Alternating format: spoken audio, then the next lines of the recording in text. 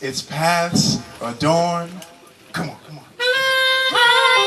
Certain events are especially significant to any cultural movement.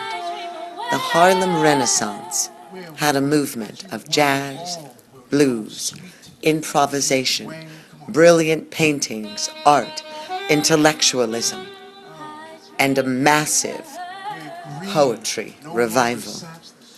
Langston Hughes published his books of poetry all over the world. Color, Weary Blues, The New Negro.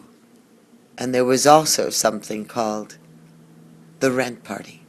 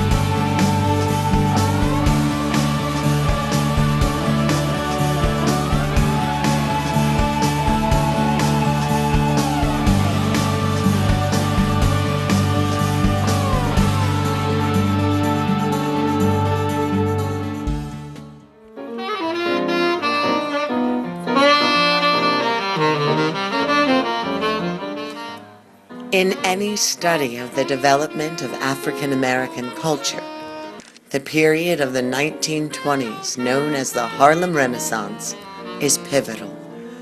It was a time when black and white Americans alike discovered the vibrancy and uniqueness of black art, black music, and black literature. The decade was marked by exciting nightlife in Harlem's cabarets, cotton clubs, the Savoy, and the Apollo, the publishing of great novels, short stories, plays, poems, and articles about and by black Americans. Even great musicals were written and starred blacks. What made this period significant was the fact that the Negro was in vogue. The Negro was hot. The Negro was in style. For the first time in American history, large numbers of black artists could earn their livings and be critically acknowledged in their fields.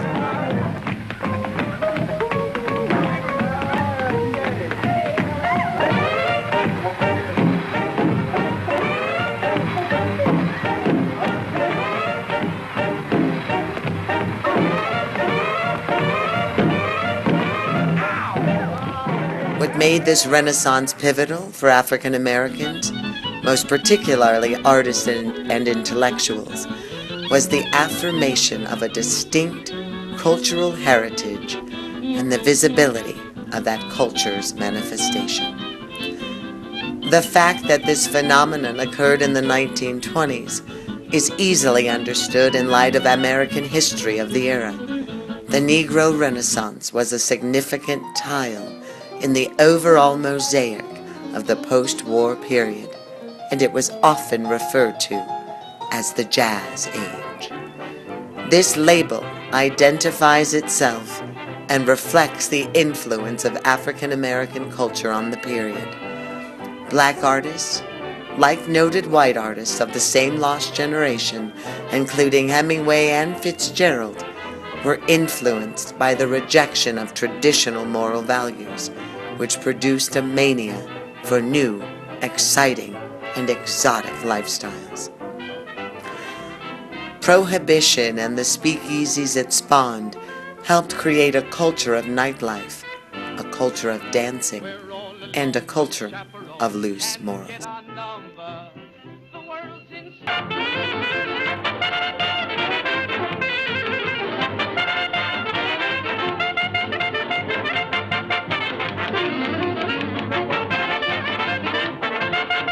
Have you ever met that funny reefer man? Have you ever met that funny reefer man?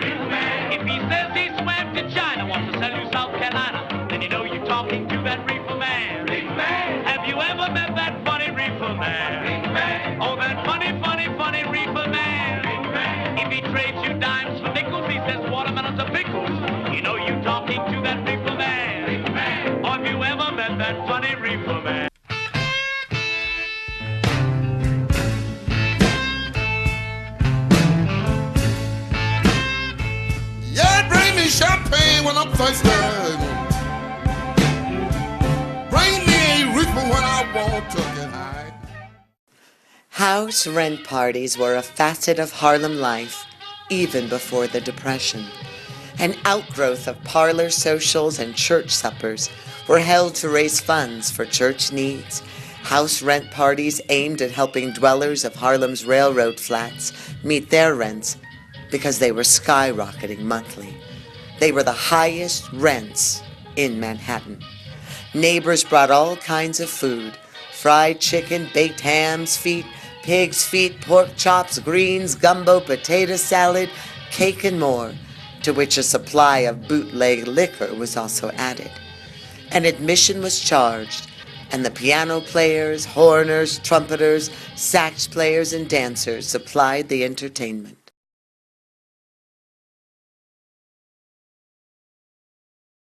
I've known rivers.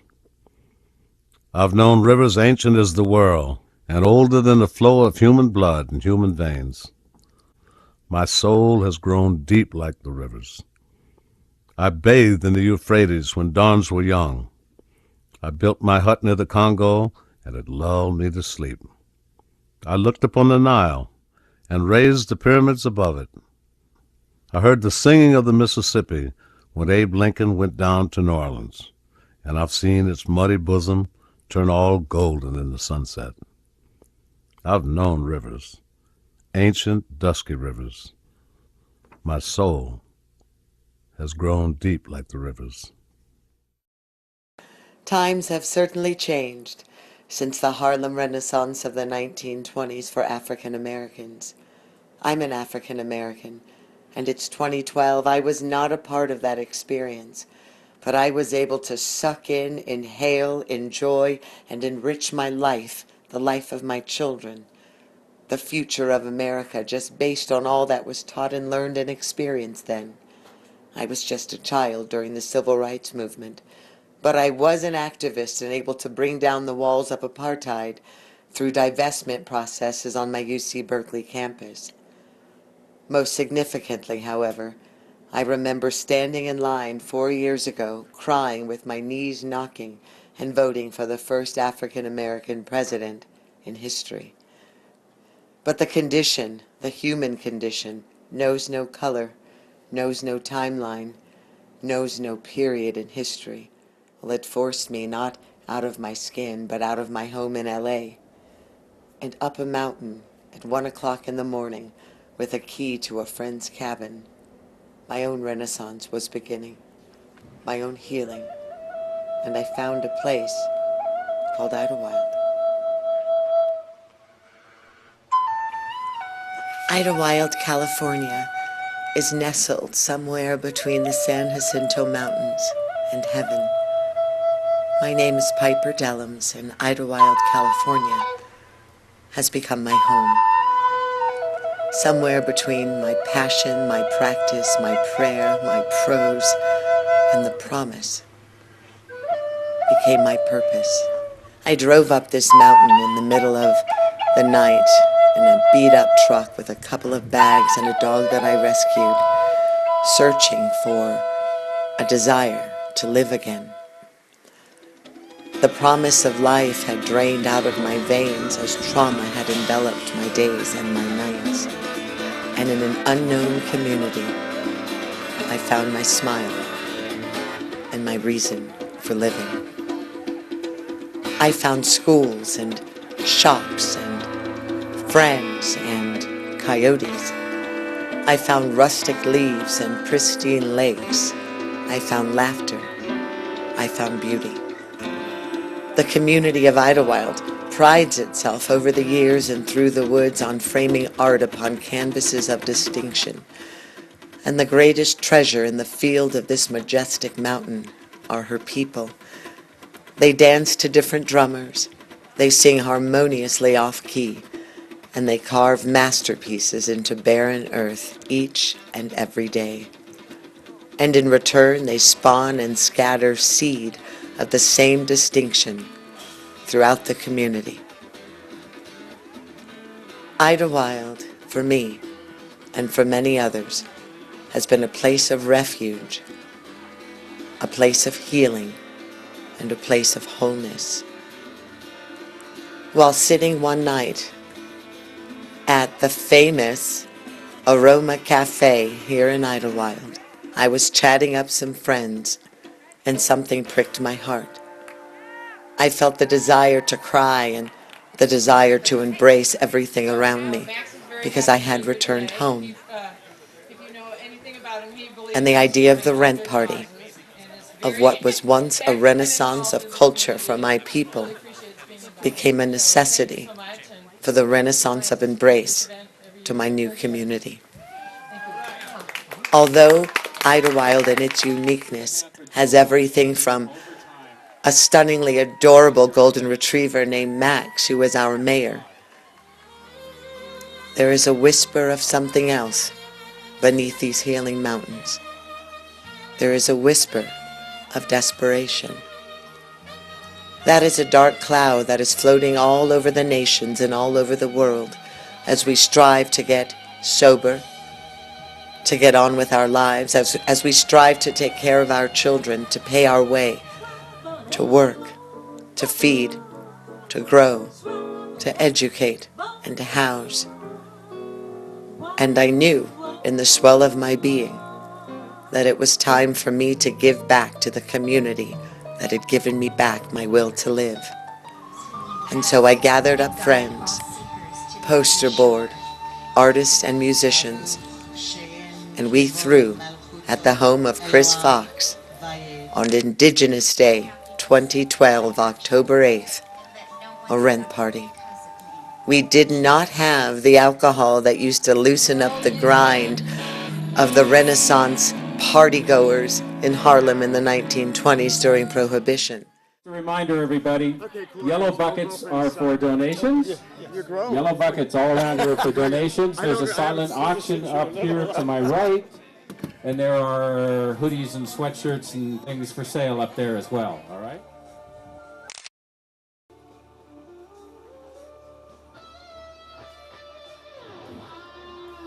What makes the Idyllwild rent party and rent parties of the present age so unique is that they are no longer simply an unveiling of the art of a culture, the voice of a culture, the prophetic musings of a culture, but they are the coming together of the artisan treasures of a community.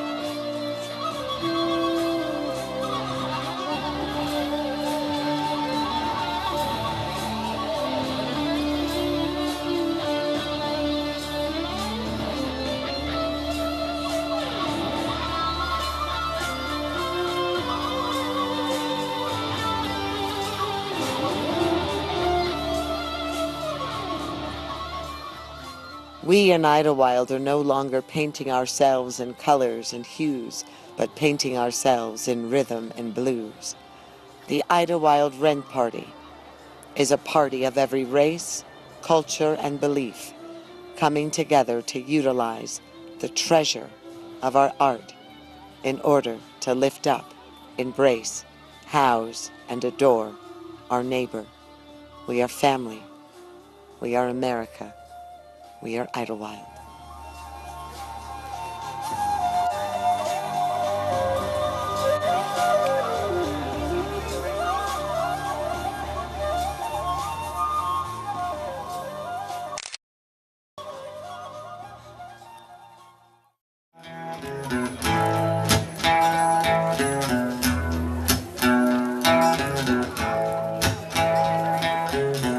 There's something happening here. What it is ain't exactly clear. I didn't understand why I was being called in my spirit to throw a rent party for my community, to save homes, hope, families, and dignity. But I opened up the town crier one day, and there was an article about a body. It was the body of an unidentified person found in the woods near the highway, here in the abundant mountain sanctuary of Idyllwild, my home. It appeared from the decomposition that the person took their last breath during the day and night of the heavy rain. Heaven was crying. heaven was in mourning. As most of us sat in the comforts of our cabins and homes, nursing coffee, tapping away at our computers over a glass of Merlot or a steak, eating from the abundance of our blessings, or working the job that we too often complain about, that person was alone, helpless, hopeless, homeless. I don't know the story of what brought him or her up the mountain. I don't know if they were a veteran, a survivor, an addict, a broken child that grew into a broken adult, an artist, father, mother, thief, or another executive that got laid off. I don't know. I don't know if their family didn't care, didn't know, didn't forgive, or didn't have the strength to keep carrying them on their shoulders despite their burden of fragility. I don't know. But I suddenly cried at reading their lonely plight. Right here where I am so very blessed, right here where I was called to throw this party. I do believe in God, and I believe that He is King of Kings. I believe that we are all His children, and thus we have the distinction of being royalty in the greatest of kingdoms. I believe a man's home is his castle, and when he loses his home, in despair and distress, he removes his crown and forgets who he truly is.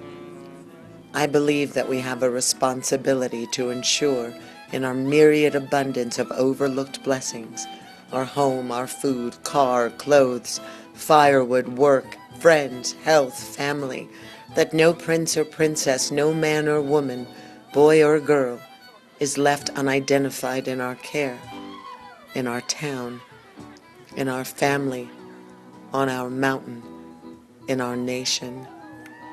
I mourned for their life, once vibrant with the laughter of innocence, now gone in ambiguity, while I sat at my computer in warmth, well-fed, and in tears. It takes a village, and we, Idyllwild, are that village. So we're going to care. We're going to dance. We're going to collect. We're going to help. We're going to love our neighbor as ourself, because we believe in love. We always have, and we always will. We've given it, made it, birthed it, thrown it away, and lost it. But it never loses its incessant awe, and it never loses its beauty. We believe in love here in Idyllwild.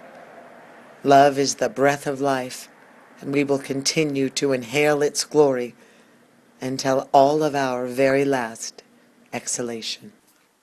The question that hovers like a storm cloud above the nations near and far, and in the spirits of all the muses on earth. What is success? By the standards of the world, success is in the album sales, the awards won, the name recognition, and the abundance of gold and silver. But in truth, success is defined as using all of your gifts and talents to present yourself as a light in darkness, to stumble and resurrect, to laugh and be rooted in compassion and peace, to explore without fear, and to extend a hand, a word, a painting, a song, or a dance to another. Success is finding gratitude from dawn until dusk in something outside and inside of ourselves. We were successful in our rent party because we are big fish swimming in a small pond. I just feel blessed already, even if I didn't play it off. Meant to be. This place is friendly and as pretty as can be.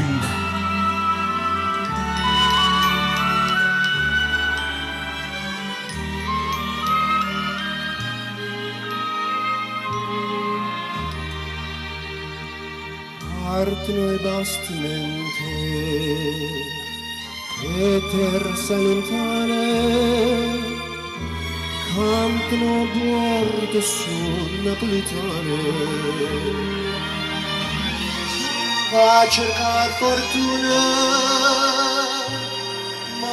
Each thread is as important to the intricate design of the web of this special community and her past, present, and future designs. The last thing we ever want to do is to place a fish within the confines of a pond and leave them there to be nourished solely by the vegetation indigenous to the banks therein, or to stunt their vision by offering only the landscape from within the inclusion of their prescribed parameters. A fish will only grow to its fullest capacity when it is carried safely into deeper, more vast oceans. And so with our limited resources but our hearts full, we opened up the walls of the pond and we created an ocean of our own design. We danced, we played, we sold, we loved, we ate. It truly takes a village, and this village came together to pay the rents of 3 wonderful families, and we will do it again and again and again. We are Idyllwild, and this is the Idyllwild Rent Party Community. And I'm thinking, if you're mine, I'd never let go. And that would be but beautiful, I know.